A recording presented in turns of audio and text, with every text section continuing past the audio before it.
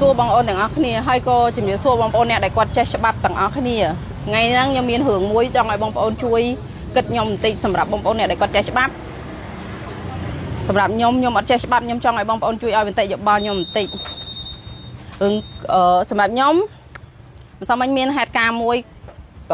បុគ្គលិករបស់ខ្ញុំគាត់បានលួចកង្វល់របស់ខ្ញុំយកទៅលក់ចំនួន$4,500រួចមកខ្ញុំក៏ចាប់គាត់បានខ្ញុំក៏នាំគាត់ទៅប៉ោះ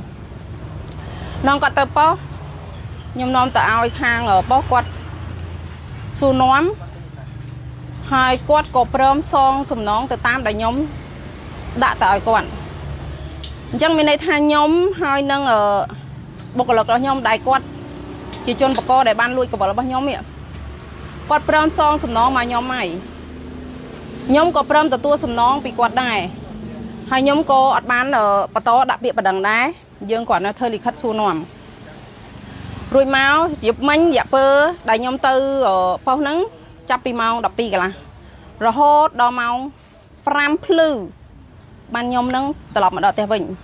ខាងប៉ុស្តិ៍គាត់ក៏ថាងគាត់ធ្វើលិខិតអីរបស់គាត់អាហ្នឹងខ្ញុំអត់ដឹងទេព្រោះខ្ញុំអត់ចេះច្បាប់គាត់សួរនាំអីក៏យើងឆ្លើយទៅតាមហ្នឹងដែររួចមកគាត់សុំខ្ញុំថាម៉ោង 8 កន្លះបងឯងចាំមកម្ដងទៀតយើងនឹងបញ្ចប់រឿងហ្នឹងដោយខ្ញុំទទួលសំណងពីជនបករួចក៏យើង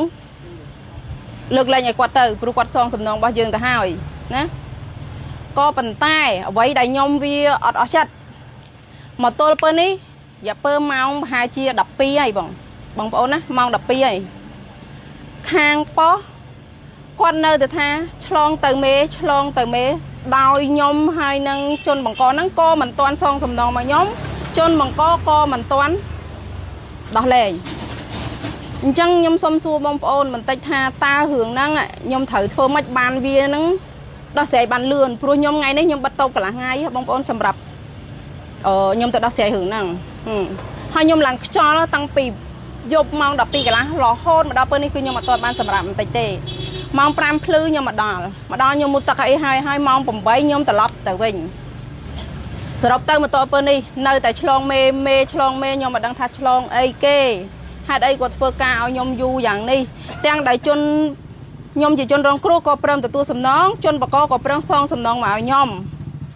តើបងប្អូនជួយគិតខ្ញុំមើលថាខ្ញុំគួរធ្វើយ៉ាងម៉េចដើម្បីឲ្យខាងប៉ុស្តិ៍នេះក៏ដោះស្រាយខ្ញុំបានលឿនបងប្អូនជួយដោះស្រាយខ្ញុំបន្តិចមើលជួយផ្ដល់មតិយោបល់ឲ្យខ្ញុំបន្តិចមកខ្ញុំគួរធ្វើយ៉ាងណាតែមូលហេតុអីបានជានៅតស្មាននេះហើយ